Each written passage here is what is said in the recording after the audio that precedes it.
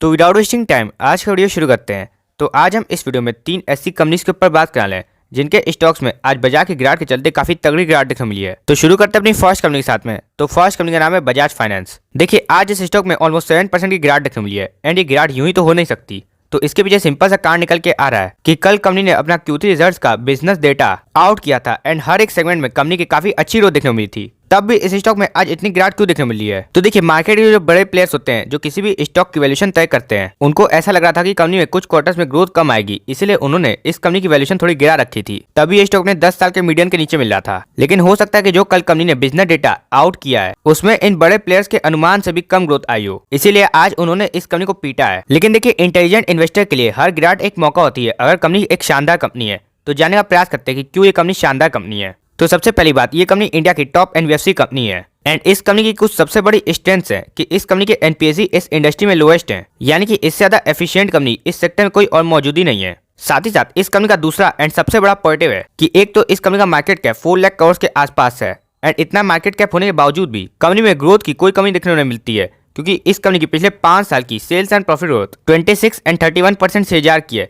जो long term में काफी बेहतरीन ग्रोथ मानी जाएगी। तो इससे हमें ये पता चलता है कि लॉन्ग टर्म में कम रिस्क लेके भी हम एक अच्छी कंपनी में इन्वेस्ट करके काफी तगड़ा पैसा कमा सकते हैं। साथ ही साथ इतनी गिरावट के बाद इस स्टॉक की वैल्यूएशन काफी कंफर्ट में आ चुकी है, क्योंकि अभी इस स्टॉक का पी केवल 37 के आसपास चल रहा है। वहीं इस कंपनी का पिछले 10 साल का एवरेज पी 49 के आसपास है, यानी कि ये स्टॉक अपनी एवरेज वैल्यूएशन के नीचे मिल रहा है। साथ ही साथ इस कंपनी का पीईजी रेशियो भी इस समय 1.2 के पास है, यानी कि ग्रोथ के मुकाबले भी ये स्टॉक अपनी फेयर वैल्यूएशन के पास ही मिल रहा है। तो कोई भी गिरावट बजाज फाइनेंस में एक इन्वेस्टमेंट करने का मौका ही बन रही है। एंड आप यहाँ पे देखना प्रयास कीजिए कि बड़े दिन से ये स्टॉक एक ही लेवल में अटका हुआ है एंड ऐसा केवल 2 ही वजह से हो रहा है। एक तो इंटरेस्ट रेट लगातार बढ़े जा रही है, जिसकी वजह से इस कंपनी को भी अपनी एफडी दरें बढ़ानी पड़ी है, जिससे कि आने वाले कुछ क्वार्टर्स में कंपनी के प्रॉफिट मार्जिन टूट सकते हैं।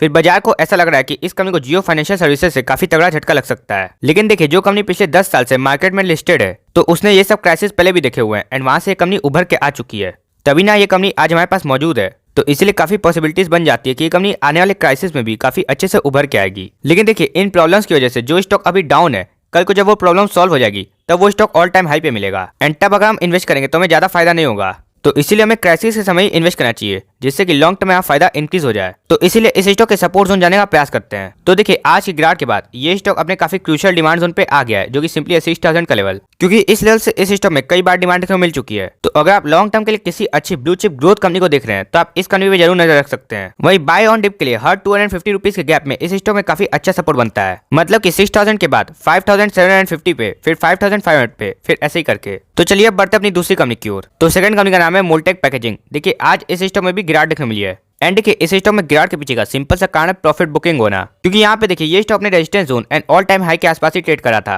यानी कि short term traders and investors से इस स्टॉक में प्रॉफिट बुक किया है। तो इस गिरावट का फायदा उठाना चाहिए कि नहीं, इसके लिए कंपनी की कुछ स्ट्रेंथ्स एंड बिजनेस समझने का प्रयास करते हैं। तो देखिए ये कंपनी बेसिकली एक पैकेजिंग कंपनी है जो कई तरह के कंटेनर्स बनाती है फूड एंड पेंट कंपनीज के लिए। तो अब अगर हम इस बिजनेस के कुछ पॉइंट्स देखना है तो इस कंपनी का सबसे पहला स्ट्रेंथ है, इस कंपनी का क्लाइंट बेस काफी मजबूत है। Asian paints, Berger paints, Amul, ITC जैसी इतनी शानदार कंपनीज इस कंपनी के क्लाइंट हैं, यानी कि कंपनी में कुछ तो खास है तभी ना इतनी बड़ी कंपनीज इस कंपनी के क्लाइंट हैं। एंड इससे हमें एक और बात पता चलती है कि लॉन्ग टर्म में इस कंपनी के पास कामकाज की कोई कमी नहीं रहेगी, क्योंकि इस कंपनी के क्लाइंट्स कुछ ऐसी कंपनीज हैं जो कल भी ग्रो कर रही थी एंड आज भी ग्रो कर रही हैं एंड कल भी ग्रो करेंगी। तो अगर इस कंपनी के क्लाइंट्स ग्रो करते रहेंगे तो इस कंपनी के पास भी तो कामकाज आता रहेगा। इस कंपनी का दूसरा पॉजिटिव है कि ये कंपनी एक ग्रोथ कंपनी है, क्योंकि अगर आप इस कंपनी की पिछले 10 साल की सेल्स एंड प्रॉफिट देखने आएंगे तो वो ऑलमोस्ट 14 एंड 21% से जार की है, यानी कि पिछले 10 साल से इस कंपनी ने अपने इन्वेस्टर्स को निराश नहीं किया है, क्योंकि लॉन्ग टर्म में जिस कंपनी में ग्रोथ है उसी कंपनी में आपका पैसा अच्छा बनेगा। एंड इस कंपनी का तीसरा एंड सबसे बड़ा पॉजिटिव है कि ये कंपनी एक डेट फ्री कंपनी है, मतलब कि इस कंपनी में मार्केट क्राइसिस झेलने की क्षमता है। लेकिन देखिए केवल पॉजिटिव जानना जरूरी नहीं है, इस बिजनेस में कुछ निगेटिव्स भी हैं। तो अगर हम निगेटिव्स के ऊपर बात करें तो इस कंपनी का सबसे पहला निगेटिव है कि इस कंपनी के डेप्टर्स ये लगातार इंक्रीज कर रहे हैं, मतलब कि इस कंपनी को अपने डेप्टर्स से पहले के मुकाबले काफी देरी में पैसा मिल रहा है, जो काफी निगेटिव साइन हो जाता है। इस कंपनी का नेक्स्ट निगेटिव है कि इस कंपनी की वैल्यूएशन इस समय थोड़ी ज्यादा है,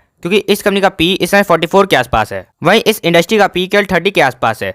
साथ ही साथ इस कंपनी की पिछले 10 साल की एवरेज वैल्यूएशन भी 30 के पास है, यानी कि हाल याद में ये स्टॉक एक ओवर वैल्यूड स्टॉक माना जाएगा। एंड एक और निगेटिव है कि इस कंपनी में प्रोमोटर्स के पास केवल 34% की होल्डिंग है। हालांकि एफआईआईएस एंड डीआईएस के पास भी अच्छी खासी होल्डिंग है, लेकिन जहां पे प्रोमोटर्स के पास कम होल्डिंग है वो काफी खराब साइन माना जाता है, क्योंकि केवल इसी वजह से पहले कई प्रोमोटर्स को अपनी कंपनी से हाथ धोना पड़ा है। तो अब जानने का प्रयास करते हैं इस स्टॉक के सपोर्ट जोन। तो देखिए क्योंकि ये स्टॉक इस समय अपने रेजिस्टेंस जोन एंड अपने ऑल टाइम हाई के आसपास है, तो हमें यहाँ पे इन्वेस्टमेंट नहीं करनी है, हमें थोड़ी मोड़ी डिप का इंतजार करना चाहिए एंड सपोर्ट के आसपास ही इन्वेस्ट करना चाहिए, जो कि 850 का लेवल है, क्योंकि इस लेवल से इस स्टॉक में पहले कई बार डिमांड देखने को मिल चुकी है। लेकिन अगर आप इस कंपनी में इन्वेस्ट करते हैं तो आपकी एलोकेशन कंट्रोल में होनी चाहिए, क्योंकि ये कंपनी इस समय काफी छोटी कंपनी है एंड छोटी कंपनी में अगर हम कम इन्वेस्टमेंट रखेंगे तो लॉन्ग टर्म में हम सुखी रहेंगे। तो चलिए अब बढ़ते हैं अपनी तीसरी एंड लास्ट कंपनी की ओर। तो आज की हमारी लास्ट कंपनी का नाम है ICICI बैंक। देखिए ये कंपनी इंडिया की second largest private sector bank है एंड देखिए आज की गिरावट के बाद भी इस स्टॉक में अभी इन्वेस्टमेंट करने का अच्छा मौका नहीं बना है, क्योंकि इस स्टॉक में टॉप से केवल 8% की गिरावट है। एंड अगर पर्सनली मेरी बात करें तो मैं HDFC बैंक ICICI बैंक से भी अच्छा बैंक लगता है, क्योंकि देखिए बैंकिंग सेक्टर में ग्रोथ से भी ज्यादा जरूरी हो जाती है सेफ्टी एंड HDFC बैंक से सेफेस्ट बैंक प्राइवेट सेक्टर में कोई और नहीं है, क्योंकि कहीं भी फ्रॉड वर्ड होगा तो आपको HDFC बैंक का नाम काफी कम ही देखने को मिलेगा। वहीं रिसेंटली अभी ICICI बैंक में एक फ्रॉड की खबर सामने निकल के आई है। अगर आपको इस खबर के बारे में पता है तो आप हमें कमेंट में जरूर बता सकते हैं। तो सेफ्टी के मामले में HDFC बैंक बाजी मार जाता है, साथ ही साथ ग्रोथ के मामले में भी HDFC बैंक बाजी मार रहा है, क्योंकि भले ही मैनेजमेंट चेंज होने से शॉर्ट टर्म में ICICI बैंक HDFC बैंक को बीट कर रहा है, लेकिन लॉन्ग टर्म में वक्त के साथ जज्बात भी बदल जा रहे हैं, क्योंकि HDFC बैंक की पिछले 10 साल की sales and profit growth ICICI bank से टॉप पे है। यानी कि HDFC बैंक एक तो सेफेस्ट बैंक है, साथ ही साथ ग्रोथ के मामले में भी बाजी मार रहा है। अब आपके मन में एक सवाल आना चाहिए कि जब HDFC बैंक सेफेस्ट बैंक है एंड ग्रोथ के मामले में भी बाजी मार रहा है, तो कहीं ये स्टॉक ICICI बैंक से महंगा तो नहीं है वैल्यूएशन के हिसाब से? तो देखिए HDFC बैंक अभी भी अपने 10 साल के मीडियन पी के नीचे मिल रहा है, वहीं ICICI बैंक अभी भी अपने 10 साल के मीडियन पी के ऊपर है, यानी कि वैल्यूएशन के हिसाब से भी HDFC बैंक में कंफर्ट ज्यादा मौजूद है। लेकिन देखिए इसका मतलब ये नहीं कि ICICI बैंक खराब बैंक है, हम आपको केवल फर्क करना बता रहे थे एक अच्छी एंड एक बेहतरीन कंपनी में। देखिए स्टॉक मार्केट में काफी लोग अच्छी कंपनी ढूंढते हैं, लेकिन जो बेहतरीन कंपनी ढूंढता है वही लॉन्ग टर्म में अपनी वेल्थ काफी तेजी से कंपाउंड कर पाता है। तो इसलिए आपका फोकस होना चाहिए कि हमें बेहतरीन कंपनी ढूंढनी है, ना कि एक अच्छी कंपनी। अब आप में से बहुत लोग हो सकता है ICICI बैंक में इन्वेस्ट किए एंड हो सकता है कि उन लोग को ये वीडियो खराब लग रहा हो, तो उन लोग से हम केवल एक ही बात कहना चाहेंगे कि आपने भले ही ICICI बैंक में इन्वेस्ट किया है, लेकिन आपने उससे शादी नहीं की है। तो अगर आपको हमारे फैक्ट्स ठीक लग रहे हैं तो क्यों ना अभी स्विच कर लिया जाए, क्योंकि जब जागो तब सवेरा। तो इससे ज्यादा हम क्या ही कह सकते हैं। तब भी अगर आपको सपोर्ट जोन जानने हैं तो देखिए बड़े दिन से इस स्टॉक का एक ही डिमांड जोन बना हुआ है 850 से 800 के बीच का लेवल, क्योंकि इस लेवल से इस स्टॉक में पहले कई बार डिमांड देखने को मिल चुकी है। तो अगर आपको ये बैंक अच्छा लगता है तो आप इस प्राइस पॉइंट पे थोड़ी मोड़ी इन्वेस्टमेंट करना शुरू कर सकते हैं। भर भर के अभी इन्वेस्टमेंट इसलिए नहीं करनी है क्योंकि टॉप से काफी अच्छा डिस्काउंट अवेलेबल नहीं है। फिर बाय ऑन डिप्स के लिए हर 50 रुपीज के गैप में इस स्टॉक में एक अच्छा सपोर्ट बनता है, जैसे कि 800 पे हो गया, फिर 750 पे, फिर 700 पे, फिर वगैरह वगैरह। अब एज ए इन्वेस्टर आपका पूरा जानने का हक है कि जिसका वीडियो आप देख रहे हैं वो इन तीनों कंपनीज के रिगार्डिंग क्या कर रहा है, कहीं ऐसा तो नहीं कि वह खराब माल चिपका के चला जाए। तो देखिए बजाज फाइनेंस हमें काफी बेहतरीन कंपनी लगती है एंड ये कंपनी हमारे पोर्टफोलियो में मौजूद है। अब ऐसा इसलिए क्योंकि ये कंपनी एक लार्ज कैप कंपनी होने के बावजूद भी स्मॉल कैप्स जैसी ग्रोथ देती है, एंड जिस कंपनी में जितनी ज्यादा ग्रोथ है अगर उसमें कोई फ्रॉड वर्ड नहीं है तो लॉन्ग टर्म में उतनी ज्यादा कंपाउंडिंग होगी। वही बात करें मोल्टेक पैकेजिंग की तो ये कंपनी भी काफी बेहतरीन कंपनी है, लेकिन अभी ये कंपनी हमारे पोर्टफोलियो में मौजूद नहीं है। हो सकता है कि आगे जाके कभी ऐसा समय आए कि हम इस कंपनी को अपने पोर्टफोलियो में ऐड कर लें, क्योंकि इस तरह के फंडामेंटल्स एंड फाइनेंशियल्स काफी शानदार हैं। एंड लास्ट है ICICI बैंक। देखिए इससे भी हमें top level company HDFC bank लगती है, लेकिन अभी हम बैंक्स में इन्वेस्टर नहीं है क्योंकि फाइनेंशियल सेक्टर का हमारा सारा पैसा बजाज फाइनेंस में लगा हुआ है, क्योंकि उसमें ग्रोथ अच्छी है। तो ये था मेरा पॉइंट ऑफ व्यू, आप इससे एग्री एंड डिसएग्री भी कर सकते हैं। तो उम्मीद है आपको वीडियो पसंद आएगा। तब तक के लिए आप कमेंट में ये जरूर बता सकते हैं कि आपने आज की गिरावट में कहाँ इन्वेस्ट किया है। तो मिलते हैं किसी और वीडियो में, तब तक के लिए दिस इज साइनिंग ऑफ।